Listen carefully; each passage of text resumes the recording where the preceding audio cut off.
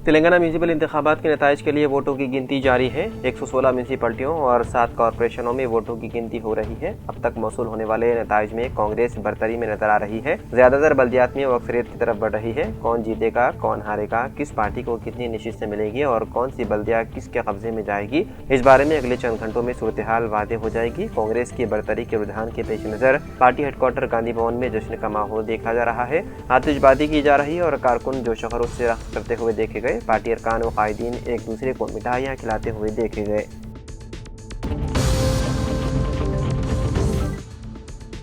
बेंगलुरु देही जिले के होसकोटे तालुका में एम सत्यावरा गांव के करीब जुमे की सुबह एक खौफनाक सड़क हादसे में 7 अफराद हलाक हो गए। यह हादसा कार, मोटरसाइकिल और कंटेनर गाड़ी के दरमियान सिलसिलेवार टक्कर के बाइस पेश आया। पुलिस की इब्तिदाई तहकीकात के मुताबिक तेज रफ्तारी इस हादसे की वजह बताई जा रही है। यह हादसा होसकोटे दबासपेटे नेशनल हाईवे पर उस वक्त पेश आया जब एक कार ने अपने आगे चलने वाली मोटरसाइकिल को टक्कर दे दी। शदीद टक्कर के बाद कार बेकाबू हो गई और उसी सड़क पर चलने वाली कंटेनर गाड़ी से जा टकराई, जिसके नतीजे में सिलसिलेवार तसादुम हुआ। पुलिस के मुताबिक कार में सवार 6 अफराद और मोटरसाइकिल सवार मौके पर ही हलाक हो गए।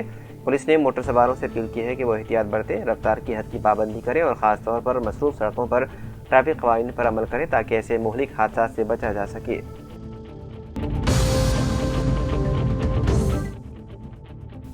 Telangana board of intermediate education ने 25 फरवरी से शुरू होने वाले इंटरमीडिएट इम्तिहानात के पेश नज़र तफसीली हिदायत जारी कर दी। गुज़िश्ता रोज़ मुनक़्क़िदा जायज़ा इजलास में सेक्रेटरी एस कृष्णादित्य ने हुक्काम को हिदायत दी है कि हर इम्तिहानी मरकज़ पर मुकम्मल इंतजामात को यकीनी बनाया जाए और हर इम्तिहानी हॉल में दीवार की घड़ी नस्ब की जाए। बोर्ड ने वादे किया है कि तमाम तलबा को इम्तिहान के दौरान ड्यूल डेस्क फराहम करना लाजमी होगा और किसी भी तालिब इल्म को फर्श पर बैठने की इजाज़त नहीं होगी।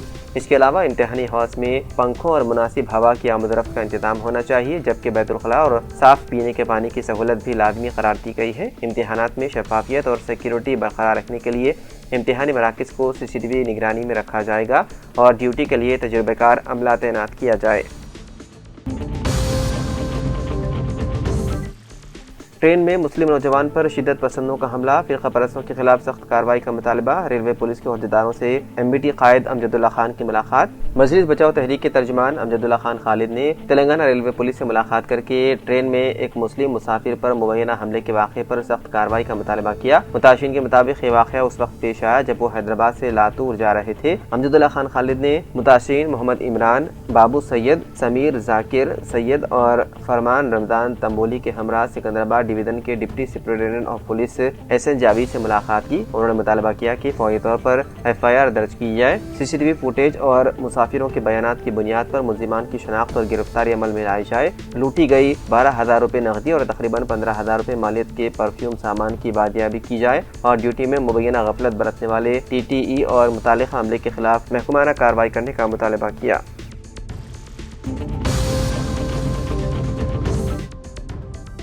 हैदराबाद के नवाबशाह कुंटा इलाके में जुमेरात की रात एक मकान गिरने के वाक़े में कम से कम 4 अफराद जख्मी हो गए। ये हादसा रात तकरीबन 11:30 बजे पेश आया, जिसके बाद बच्चों समेत 4 अफराद मलबे तले दब गए। इतला मिलने पर पुलिस मौके पर पहुंची और मुकामी लोगों की मदद से मुतासिरीन को मलबे से बाहर निकाला गया। जख्मियों की शनाख्त 65 साला जकिया, 40 साला रदिया, 10 साला सुलेमान और 13 साला फौजिया के तौर पर हुई है। वाक़े के बाद बहादुरपुरा के MLA मोहम्मद मुबीन भी जाए हादसे पर पहुंचे और सूरत हाल का जायजा लिया। उन्होंने बताया है कि मुकामी अफराद और साबिक कॉर्पोरेटर की मदद से मलबा हटाकर जख्मियों को फौरी तौर पर अस्पताल मुंतकिल किया गया। डॉक्टरों के मुताबिक जकिया के पैर में फ्रैक्चर आया जबकि रदिया के सर पर चोटें आई। पुलिस ने बताया है कि यह हादसा पड़ोसी मकान की दीवार गिरने के बाइस पेश आया। पुलिस ने इस सिलसिले में मुकदमा दर्ज करते हुए मसरूफ़ तहकीकात है।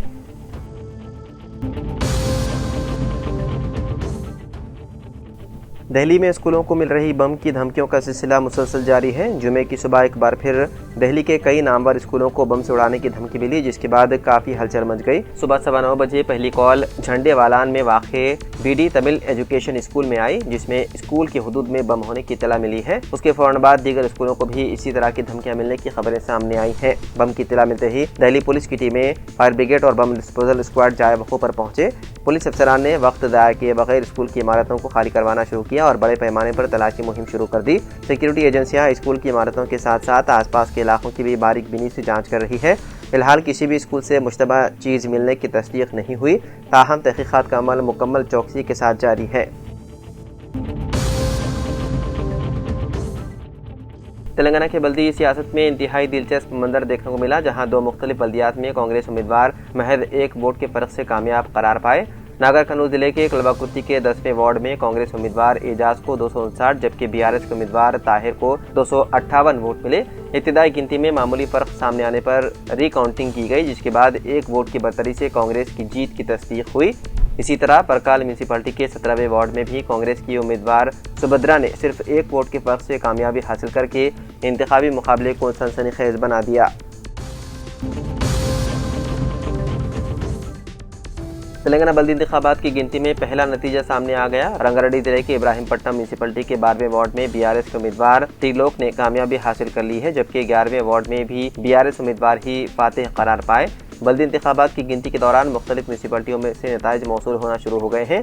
इब्राहिमपट्टनम म्यूनसिपलिटी के 11वें वार्ड में बीआरएस की उम्मीदवार के श्रीलता कामयाब रही। इसी तरह मिर्चल जिले की अलियाबाद म्यूनसिपलिटी के 19वें वार्ड में गुरुप कुमार ने जीत हासिल की है। इसके अलावा मेदक जिले की रामायणपेट म्यूनसिपलिटी के 10वें वार्ड में बीआरएस उम्मीदवार एम माधवी 39 वोटों की अक्सरियत से कामयाब हुई, जबकि संगारेड्डी जिले की गड्ढा पोतारा म्यूनसिपलिटी में 4 वार्ड्स पर बीआरएस उम्मीदवारों ने कामयाबी दर्ज की है।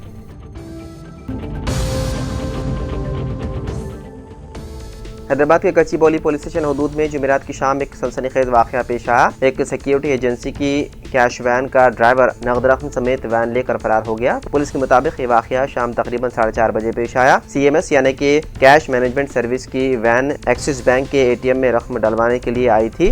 वैन में ड्राइवर अजीत उर्फ शिवा, 2 कस्टोडियन और एक सिक्योरिटी गार्ड मौजूद थे। कस्टोडियन बैंक के अंदर रकम डालने में मसरूफ थे, जबकि सिक्योरिटी गार्ड वॉशरूम गया हुआ था। इस दौरान ड्राइवर अजीत अकेला वैन में मौजूद था और मौके का फायदा उठाते हुए नगद रकम के साथ वैन लेकर फरार हो गया। पुलिस के मुताबिक वैन में तकरीबन 57 लाख रुपए नगद मौजूद थे। मुलजिम वैन को तेलापुरा के करीब छोड़कर रकम लेकर फरार हो गया। मुलजिम की गिरफ्तारी के लिए पुलिस ने खुसूसी टीमें तश्कील देकर उसकी तलाश शुरू कर दी।